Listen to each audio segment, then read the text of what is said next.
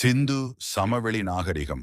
சிந்து சமவெளி நாகரிகம் என்பது இந்திய துணைக்கண்டத்தின் மிக பழமையான மற்றும் மிகவும் வளர்ச்சியடைந்த நாகரிகங்களில் ஒன்றாகும். இது பொதுவாக ஹரப்பா நாகரிகம் என்றும் அழைக்கப்படுகிறது. இதன் காலம் தோராயமாக கிமு 2500 முதல் கிமு 1900 என கணிக்கப்பட்டுள்ளது. இது உலகிலேயே மிக பழமையான 4 நாகரிகங்களில் மெசபடோமியா, எகிப்து, சீனாவுடன் ஒன்றாகும். புவியியல் பரப்பளவு மற்றும் முக்கிய இடங்கள். இந்த நாகரிகம் இன்றைய பாகிஸ்தான் மற்றும் இந்தியாவின் வடமேற்கு பகுதிகளில் பரவியிருந்தது. இதன் எல்லை வடக்கே ஜம்மு, கிழக்கே உத்தரப்பிரதேசம், தெற்கே மகாராஷ்டிரா, மேற்கே பாகிஸ்தான், ஈரான் எல்லை வரை பரவியிருந்தது. முக்கிய நகரங்கள். ஹரப்பா பாகிஸ்தானின் பஞ்சாப் மாகாணத்தில் உள்ள ஒரு முக்கிய தளம். இதுவே முதலில் கண்டுபிடிக்கப்பட்ட தளம் என்பதால் இந்த நாகரிகம் ஹரப்பா நாகரிகம் என்றும் அழைக்கப்படுகிறது. தானிய களஞ்சியங்கள், மண்பாண்டங்கள், முத்திரைகள் இங்கு கிடைத்துள்ளன. மொஹஞ்சதாரோ பாகிஸ்தானின் சிந்து மாகாணத்தில் அமைந்துள்ளது. இறந்தவர்களின் மேடு என்று பொருள். மிகச்சிறந்த நகர திட்டமிடல், பெரிய குளம், தானிய களஞ்சியம், நடனமாடும் பெண் சிலை, பசுபதி முத்திரை இங்கு கிடைத்துள்ளன. லோத்தல் குஜராத்தில் அமைந்துள்ள ஒரு துறைமுக நகரம். கப்பல் கட்டுமிடங்கள் இங்கு கண்டெடுக்கப்பட்டுள்ளன. இது கடல் வணிகத்திற்கு மிக முக்கிய மையமாக இருந்துள்ளது. தோலாவிரா குஜராத்தில் அமைந்துள்ள மற்றொரு முக்கியமான தளம். இது நீர் மேலாண்மைக்கு பெயர் பெற்றது. 3 பகுதிகளாக பிரிக்கப்பட்ட நகர அமைப்பு இங்குள்ளது. காளிபங்கன் இராஜஸ்தானில் உள்ளது. உழப்பட்ட வயல்களின் தடயங்கள், நெருப்பு குண்டங்கள் இங்கு கிடைத்துள்ளன. ரகிகார்ஹி ஹரியானாவில் உள்ளது. இது இந்தியாவிலேயே சிந்து சமவெளி நாகரிகத்தின் மிகப்பெரிய தளமாக கருதப்படுகிறது. சுட்கா ஜெண்டோர் பாகிஸ்தான் ஈரான் எல்லையில் அமைந்துள்ளது. நகர திட்டமிடல் மற்றும் கட்டிடக்கலை. சிந்து சமவெளி நாகரிகத்தின் தனிச்சிறப்பு அதன் விதிவிலக்கான நகர திட்டமிடல்தான். திட்டமிட்ட நகரங்கள். நகரங்கள் பொதுவாக 2 பகுதிகளாக பிரிக்கப்பட்டிருந்தன. மேற்கு பகுதி உயரமான மேடான பகுதி, நிர்வாக கட்டிடங்கள், பொது கட்டிடங்கள், தானிய களஞ்சியங்கள், சடங்குகள் செய்யும் இடங்கள் இருந்திருக்கலாம். கீழ்ப்பகுதி பொதுமக்கள் வசித்த தாழ்வான பகுதி. நேரான சாலைகள். சாலைகள் நேராகவும் ஒன்றுக்கொன்று செங்குத்தாகவும் சந்தித்து நகரத்தை சதுர அல்லது செவ்வக தொகுதிகளாக பிரித்தன. செங்கற்கள். சுட்ட செங்கற்கள் ஒரே மாதிரியான அளவுகளில் பயன்படுத்தப்பட்டன. கழிவுநீர் மேலாண்மை.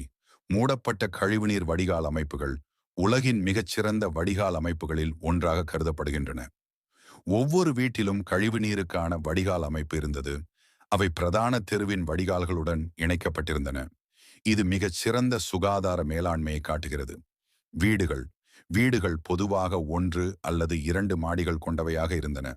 ஒவ்வொரு வீட்டிலும் கிணறு, குளியலறை இருந்தன. சமூக மற்றும் பொருளாதார வாழ்க்கை. வேளாண்மை. சிந்து சமவெளி மக்கள் சிறந்த விவசாயிகள். கோதுமை, பார்லி, பட்டாணி, கடுகு, எள், பருத்தி போன்றவற்றை பயிரிட்டனர். பருத்தி சாகுபடி செய்த முதல் மக்கள் இவர்கள்தான். கால்நடை வளர்ப்பு. மாடுகள், எருமைகள், ஆடுகள், செம்மறியாடுகள், பன்றிகள் வளர்த்தனர். கைவினைப் பொருட்கள். மண்பாண்டங்கள், மணிகள், செம்பு மற்றும் வெண்கலப் பொருட்கள், தங்கம் மற்றும் வெள்ளி நகைகள் தயாரிப்பதில் திறமையானவர்கள். வர்த்தகம். உள்நாட்டு மற்றும் வெளிநாட்டு வணிகத்தில் ஈடுபட்டனர். மெசபடோமியாவுடன் கடல் வழியாகவும் நிலம் வழியாகவும் வணிகத் தொடர்பு கொண்டிருந்தனர். மொஹஞ்சதாரோ முத்திரைகள் மெசபடோமியாவில் கிடைத்துள்ளன. லோத்தல் ஒரு முக்கிய வர்த்தக மையமாக இருந்தது. சமூக அமைப்பு. சமூகத்தில் பலதரப்பட்ட மக்கள் இருந்தனர். ஆளும் வர்க்கம், மதகுருமார்கள் அல்லது வணிகர்கள், விவசாயிகள், கைவினைஞர்கள் போன்றோர் இருந்தனர். கலை மற்றும் கலைப்பொருட்கள். முத்திரைகள். நூற்றுக்கணக்கான செவ்வக மற்றும் சதுர வடிவிலான முத்திரைகள் கண்டெடுக்கப்பட்டுள்ளன. இவை ஸ்டீடைட் கற்களால் செய்யப்பட்டவை.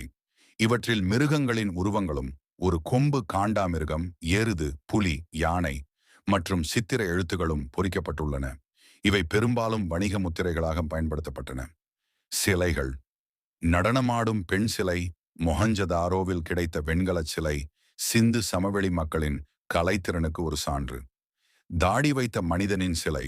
ஸ்டீடைட் கல்லால் செய்யப்பட்ட சிலை ஒரு மதகுரு அல்லது தலைவரைப் போல தோற்றமளிக்கிறது. மண்பாண்டங்கள். சிவப்பு மற்றும் கருப்பு நிற மண்பாண்டங்கள். அவற்றில் விலங்குகள் மற்றும் தாவரங்களின் உருவங்கள் வரையப்பட்டிருந்தன. நகைகள். தங்கம், வெள்ளி, செம்பு, வெண்கலம், மணிகள், ஓடுகள் ஆகியவற்றால் செய்யப்பட்ட கழுத்தணிகள், வளையல்கள், மோதிரங்கள் கிடைத்துள்ளன. பொம்மைகள், சக்கரங்கள் பொருத்தப்பட்ட மாட்டு வண்டிகள், பறவை மற்றும் விலங்கு பொம்மைகள் கிடைத்துள்ளன. மதம் மற்றும் நம்பிக்கைகள். சிந்து சமவெளி மக்களின் மத நம்பிக்கைகள் குறித்து உறுதியான தகவல்கள் இல்லை, ஏனெனில் கோயில்கள் கண்டெடுக்கப்படவில்லை. ஆனால் தொல்பொருள் சான்றுகள் மூலம் சில அனுமானங்கள் உள்ளன. அன்னை தெய்வம். பல பெண்ணுருவ பொம்மைகள் கிடைத்துள்ளன. இது அன்னை தெய்வ வழிபாட்டை குறிக்கிறது. ஒரு முத்திரையில் 3 தலைகளுடன் யோகா நிலையில் அமர்ந்திருக்கும் ஒரு உருவம் கண்டெடுக்கப்பட்டுள்ளது.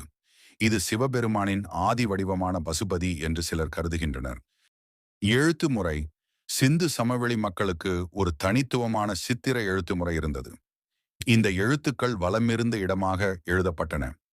ஆனால் இந்த எழுத்து முறை இன்று வரை முழுமையாக புரிந்து கொள்ளப்படவில்லை. இதுவே சிந்து சமவெளி நாகரிகம் பற்றிய பல கேள்விகளுக்கு விடை கிடைக்காததற்கு ஒரு முக்கிய காரணம். வீழ்ச்சி. கிமு 1900 அளவில் சிந்து சமவெளி நாகரிகம் வீழ்ச்சியடையத் தொடங்கியது.